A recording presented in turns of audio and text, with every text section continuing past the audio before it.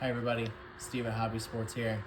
Today we're going to teach you something that a lot of people have asked for, and that's how to solder. We're going to do a battery. We're going to go from an EC3 connector, common, old and trusty, to an XT60 connection, newer, also old and trusty. So for our tools, we have our Track Power TK950. We sell these in the store. I believe these are $120. It's a little grody because it gets a lot of use, but it's a great, really solid soldering iron. I use one of these at home. The tools that we'll need, aside from your soldering iron, the most important item is your solder. This is rosin core solder. This is 60/40 tin lead and 3% silver. Bonus, also, we'll need rosin paste flux if you want to have some real sweaty solder joints. They don't call me Sweaty Steve for a reason. I do sweat a lot. Anyways, strippers, cutters. I use these little sprue cutters. They actually work really well to cut wire to like down to 12 gauge, 10 gauge. I wouldn't recommend it. We have a soldering jig here, but I'm just going to use the little alligator hands on this thing. Because the XT60, if you put it in here, which it does hold it, it's sideways.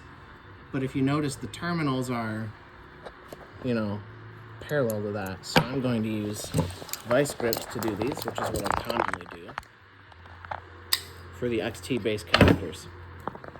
So, to start off, we're going to, this is called tinning our terminals. So we take a little bit of flux paste, and we get it in the terminal, both sides.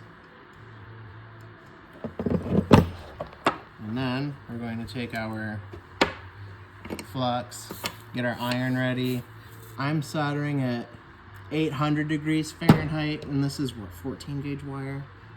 14-ish gauge wire. The trick with soldering is to get it as hot as possible for the shortest amount of time. So like, yes, I could solder this at 650 degrees, but we'd be holding the iron on the terminal for too long. So in the flux, you have to get some solder on the tip of your iron. It's called a thermal conductor. If you don't, your solder will not transfer.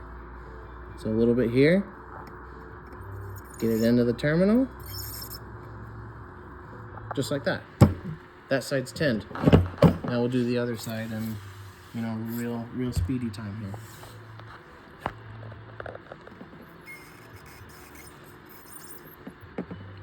A little squeaky.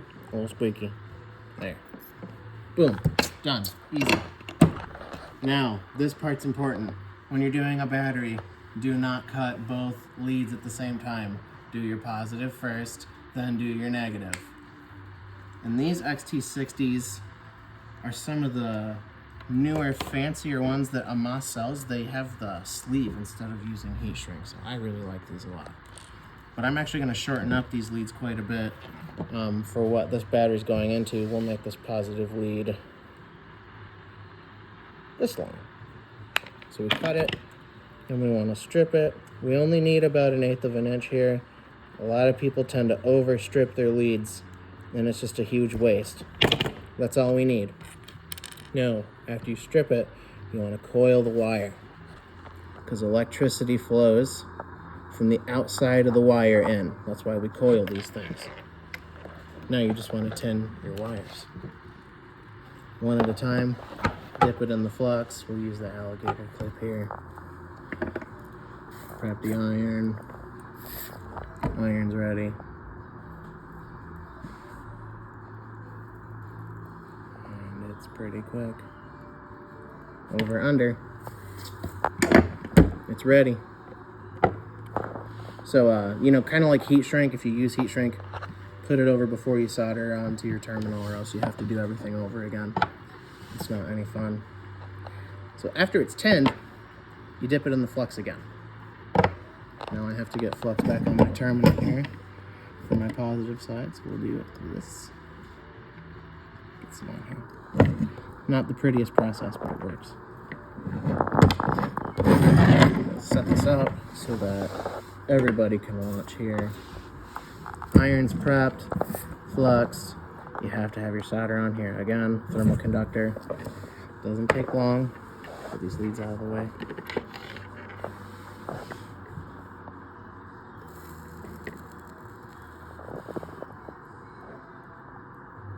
And it's done, just like that. Easy. We'll do the other side. I'll try and match this wire up to where I cut the other one at, which is right here. That says 16. About this long, approximately. Strippers. Wire strippers. Let's clarify. We need to bring phrasing back into the loop here. Wire is coiled flux.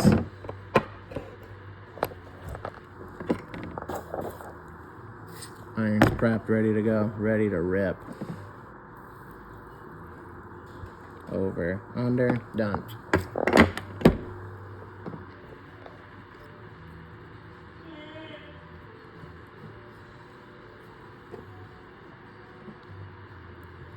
Flux again.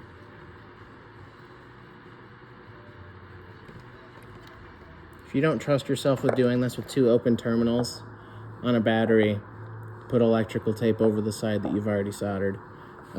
We see quite a bit of connectors and other things that have been arced together, like my old set of diagonal cutters that my cousin thought would be fun to cut a 6S line, positive and negative at the same time.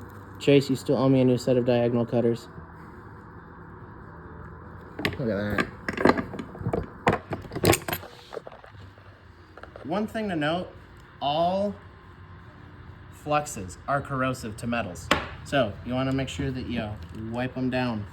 We just have some spray here. Wipe it off. Get all the goop out of the way. And we have our cover.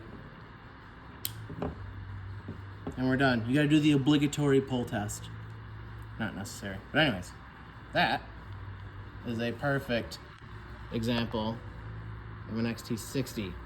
If you guys want to see me solder different connectors, I can do Traxxas, EC5, EC3, ICs, QS8s, Deans.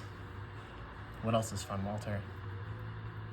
Everything but Tamiya? Everything but Tamiya. I do not solder Tamiya terminals. No thanks.